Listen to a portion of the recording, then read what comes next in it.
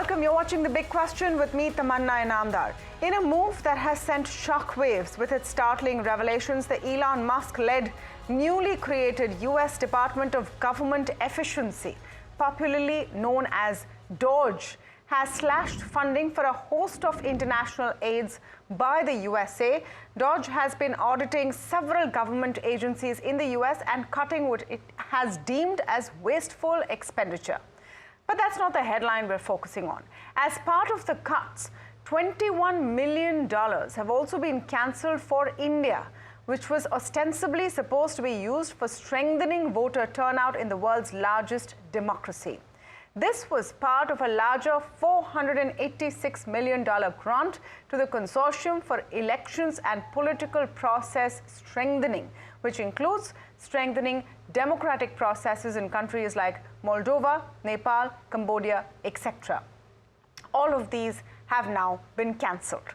The move is part of a larger crackdown by President Donald Trump, who has been cutting grants given by the previous administration, the Biden administration, and closing programs of U.S. Agency for International Development, commonly known as USAID. NDTV Profit has dug into the data and followed the trail of money. Data available from the U.S. government shows that USAID paid the Consortium for Elections and Political Process Strengthening a whopping $3.7 billion from 2008 to 2025. The consortium itself comprises of 3 big NGOs that work towards strengthening democracy and partner with NGOs across the world and funnel money through them. The website of the consortium is now offline. One of the partner NGOs of the consortium, the International Foundation for Electoral Systems, or IFES, is behind a large portion of the funding that appears to have come into India. One such MOU signed between the NGO IFES and the Election Commission of India in 2012 under the tenure of the then CEC S.Y. Qureshi has now come to light and has been the cause of much furore. The BJP has alleged foreign interference by the opposition and has sought a detailed probe in the matter, even as the former CEC Qureshi has said that the report does not have, and I quote, an iota of fact and that there has been no financing involved. Prime Minister Modi's advisor Sanjeev Sanyal has also said US aid is the biggest scam in human history. Now, as these revelations come to light, why are we talking about it? Because the details of this funding is not just in India. I talked about Nepal. There is a chunk of funding which has gone into Bangladesh and was stopped from further going into Bangladesh, which has recently seen a change of guard at the government level. The question is, what really is the United States and its agencies doing sending election funding in India? Was this an attempt to influence India's elections as is being claimed? If not, then the other question clearly is, do we need foreign aid to increase voter awareness? Because that is apparently what the reason is for. Now, to talk on this, I'm joined by Shashank, former Foreign Secretary of India, and Mr. Abhijit Iyer Mitra, Senior Fellow, Institute of Peace and Conflict Studies. Welcome to both of you, and thank you so much for speaking with us on the program. Mr. Shashank, let me begin with you with a broad question, and I'll come straight to it. At the core of all of this is the whisper, the illusion that through these funds, certain agencies in the United States could have been trying to control and have an impact on domestic politics in foreign governments. Now, of course, the question of whether India was involved or not is there up front and center. But is this something which is standard? Is this something which has been happening? And what is your response when you see it? The point is that the various developed country governments have been giving assistance to developing countries for promoting their and strengthening their democracy, strengthening their development processes. The government of India some time ago told all these countries that, look, we don't want any help from you at the government to government level, but you can route it through NGO to NGO level or institution to institution level, and they will follow the normal processes, and RBI would be monitoring it in the normal course. Now, what has been happening is that this is not a new thing. I'm quite sure that these funds have been contributed for a very long period of time, and the US government has been giving it to various NGOs in the US, and perhaps they have been doing it on the basis of strengthening the processes of democracy and development in many countries. But how those funds are being used, that's a different matter. Now, this time, since President Trump has been very much concerned that the previous administration was doing everything possible to ensure that President Trump is somewhat indicted or is not allowed to take part in the elections. They were trying to promote illegal migrants to come in so that there could be an increase in the voting on behalf of the Democrats. Therefore, I think this time they have decided to cut about $2 trillion every year. And this has been the task given to Elon Musk. I'm quite sure that he's not so much concerned about what goes on into India or Moldova or Ukraine, but he's more concerned as to what comes back into the United States. No, of course, sir, very clearly, from the Trump administration perspective, they're like, why should we spend money where we don't need to? So that, from their perspective, is very clear. The question from our perspective is, why was that aid needed in the first place? And then let me come to the point. All of the conspiracy theories right now, all of the accusations, are you seeing any strain of truth in them, Mr. Shashank, that all of this money was used or could have been used to influence the way voters behave in various countries, including in India? No, there could be two parts. One is encouraging the voters to take part in the elections, maybe helping the infrastructure connectivity so that people could move across. Second one could be to increase illegal migrants to get into India and get the Indian documents to vote. So that would be very objectionable. But what I'm saying is that it is for the government of India to decide as to how the NGOs functioning in India are abiding by the government regulations. On the basis of their own analysis, they have already closed down over 16,000 NGOs and have asked them to submit all their previous records of money coming in and how they have been spending the money. So the problem is that many of these NGOs do not give their annual accounting to the government and to the agencies which the government has set up to keep track of them. So State Bank of India, for example, is supposed to keep track. All the money has to be routed through them. And I do not know whether this has been done or not. So I think there are many loopholes and the government of India has been tightening it. And on the American side, since President Trump has decided that expenditure has to be cut down, so many of these things are really not, they're peripheral from the US government point of view. Point of view is completely peripheral. From our point of view, the question is, was there an attempt at interference? And let me come to you on that, Mr. Abhijit Iyer Mitra. The first question, if you look at what the DOGE post on X says, it says that we will now stop all of this money which would have been wasteful expenditure. Is it fair to assume that if $21 million was supposed to come and has now been cut, this is just in a long trail of money that would have already come into India?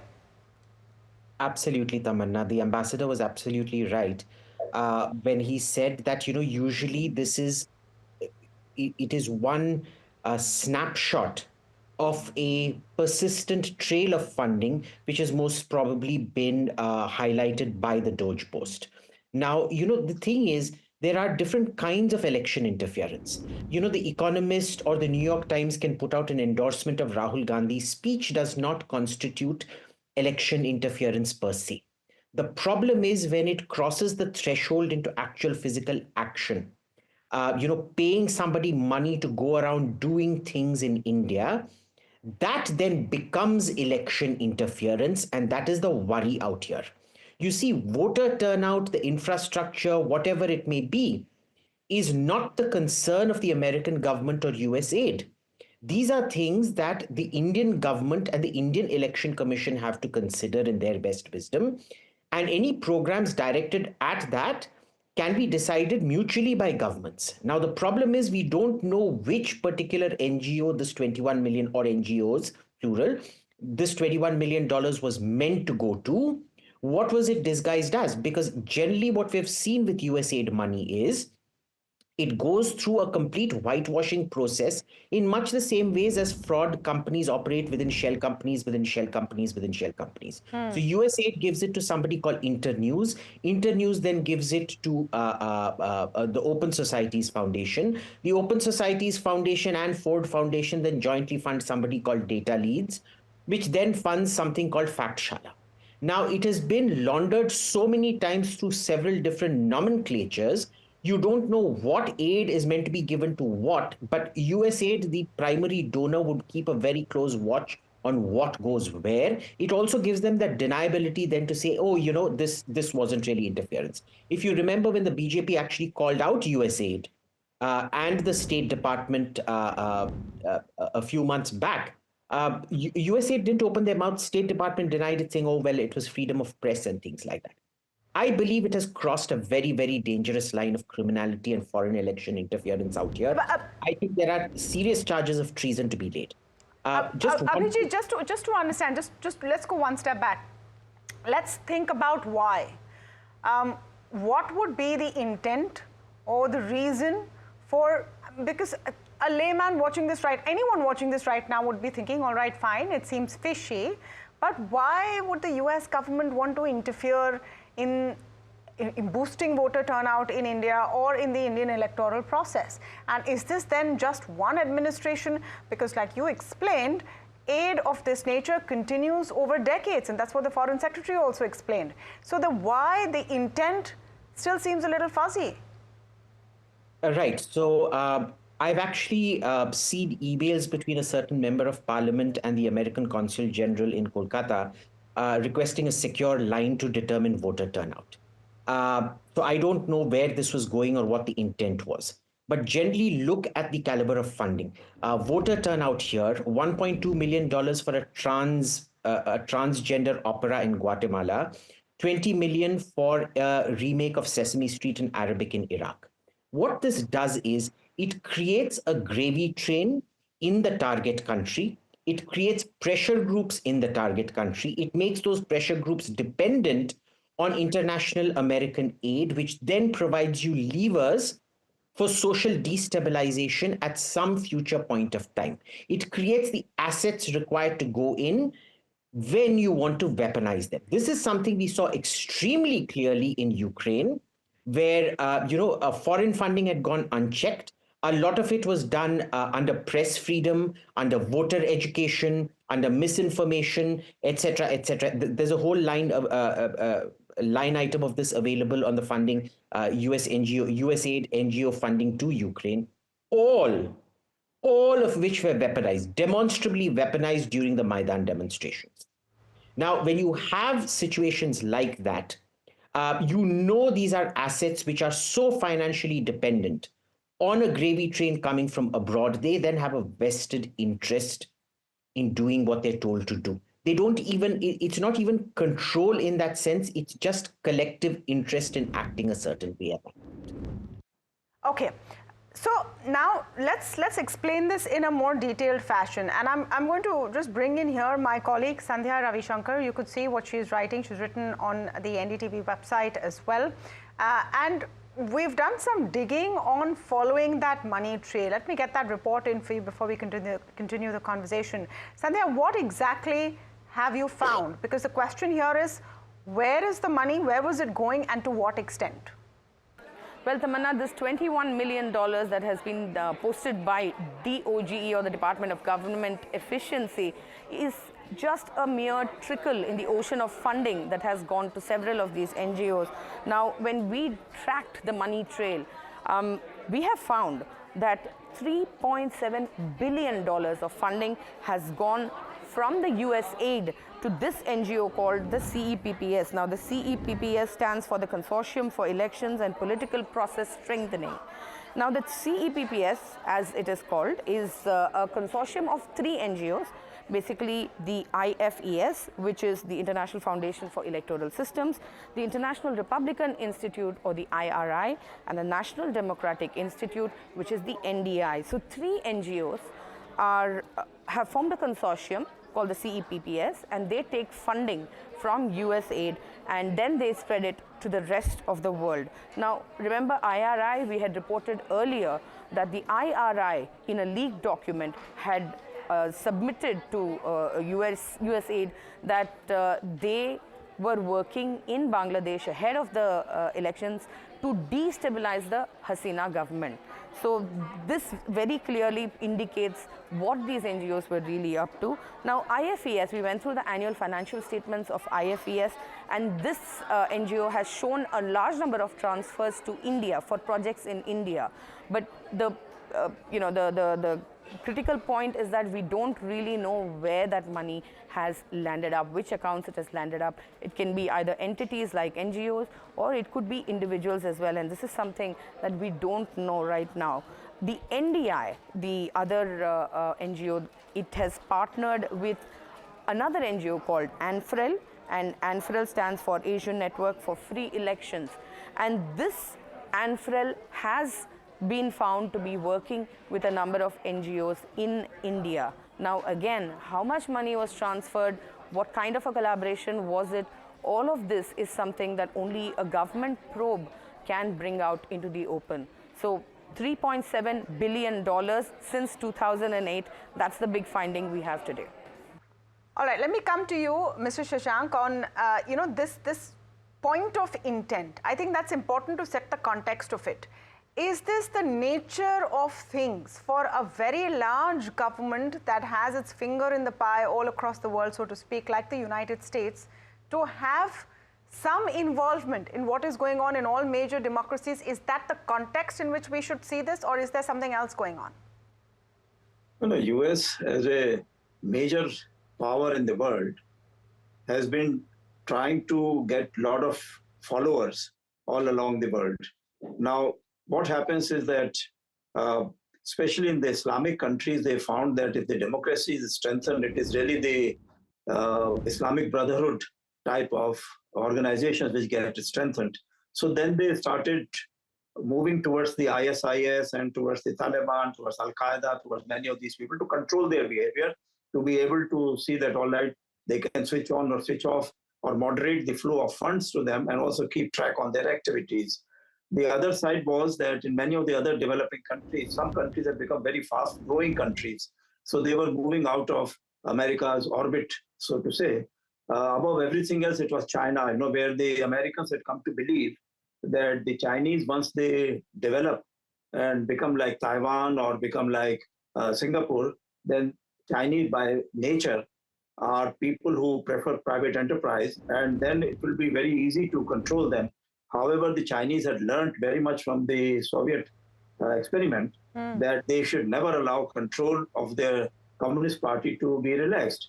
So therefore, now with that experience, they have decided that countries like India or many others which are fast-growing countries should be treated in a slightly different fashion, so that the democracy and development should not lead to a stage where they start forming partnerships with countries like China or the traditional partners like Russia and others, which will be, so we have done that. We have got the Global South support, and we have been encouraging formation of some of the multilateral groupings. So therefore, this has been a cause of concern to the Americans. They have tried, I think they started trying with the Tunisian case, where they said public square meetings should take place, and therefore they said, okay, I mean, it's not the bases which are being held by just one point, American Navy. Just one point, Ambassador. So you're saying that the current Trump administration doesn't care for these strategic pursuits? No. What I'm saying is that now we come to the final point, that is the Democrats, their own base of support within the US is a very wide variety.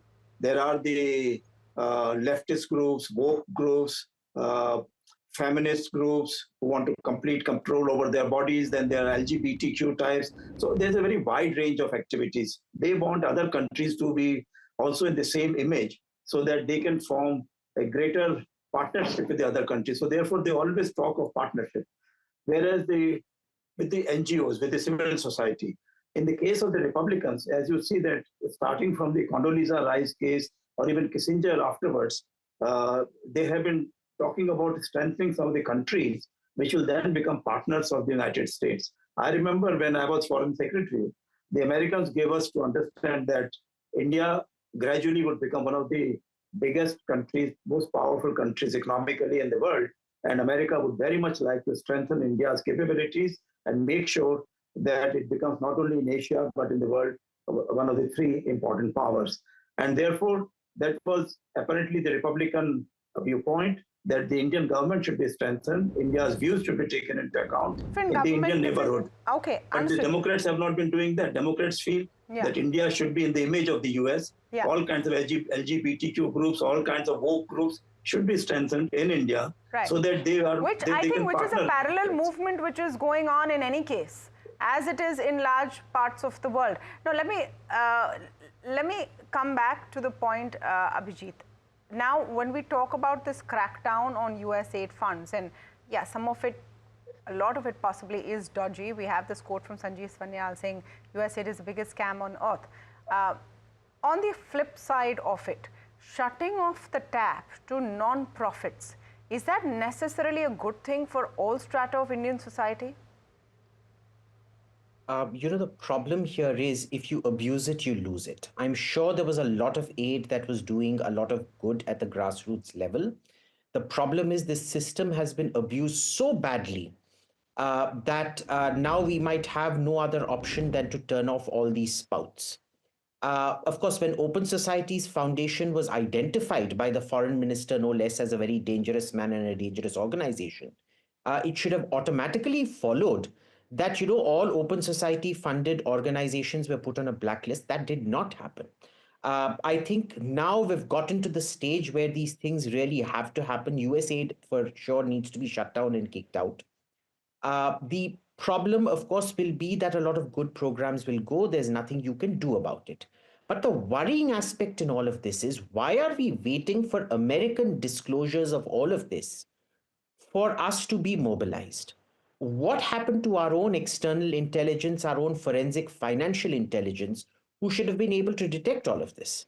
For example, we've been flagging to the government for the last 10, 12 years on Dubai and Singapore actually being Hawala conduits for a lot of illicit money coming in. Mauritius also, but Mauritius is investment. Dubai and Singapore are actual Hawala money. And the thing is, the Dubai governments and the Singapore governments are actually very generous in sharing financial intel with the government of India. One of the reasons America lets them do all of this is precisely because they are very open, very accountable in terms of the intel that they share. And yet we have not gotten our act together.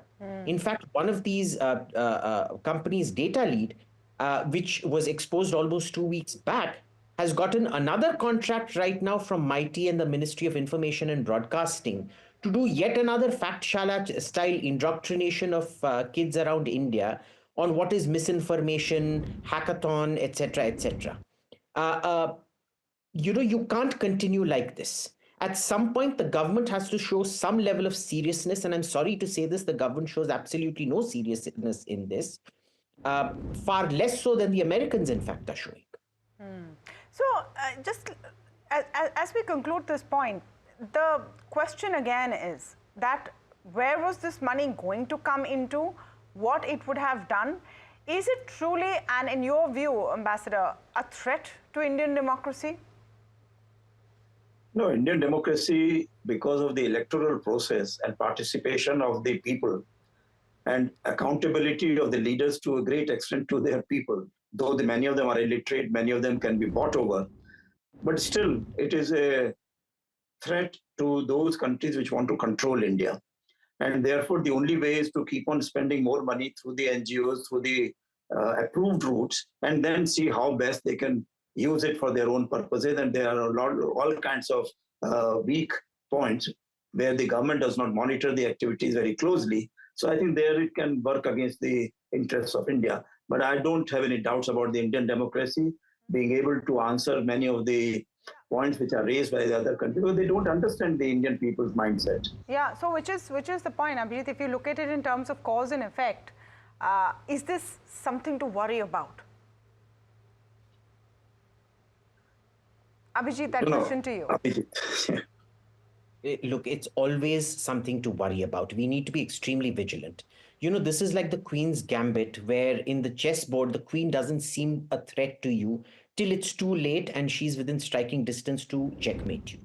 A pawn doesn't seem important in all of this till you're completely, or 3 pawns surround your king. This is a chessboard. Every single piece contributes to loss or victory in the end. You've heard that famous parable, no, of for the sake of a nail, the kingdom was lost. It's exactly like that. You need to have constant vigilance throughout. Every single drip and sob coming in is very, very, very important. What has me worried is we have not taken it with the kind of seriousness we should have. This, in fact, should have been on a priority list the moment Open Societies Foundation was identified. In fact, Bill and Melinda Gates Foundation is another very important spout of this kind of funding, the kind of havoc they caused during COVID. With our own supply chains, in fact, with the kind of lobbying that they went into with the Eco Health Alliance and Peter Daszak and people like that to deny the Indian vaccine its accreditation by the WHO. I mean, we all know about it. It's been publicly written. It's not even denied. And yet, zero action taken. Every little bit counts. Okay, so it's a question of vigilance. It's a question also of what has been going on. The fact that this has come to light because the US is frankly cost cutting. And among all the expenditure that they saw, this $21 million was a line item in the bigger scheme of things. But it does point to a lot beneath the surface that is not yet visible. On that note, I want to thank you, Abhijit Iyer Mitra and Mr. Shashank, for joining us on the chat today. That's all the time we have in this episode of The Big Question, but write in to us, tell us what you want to see next, and we'll see you back here, same time, same place.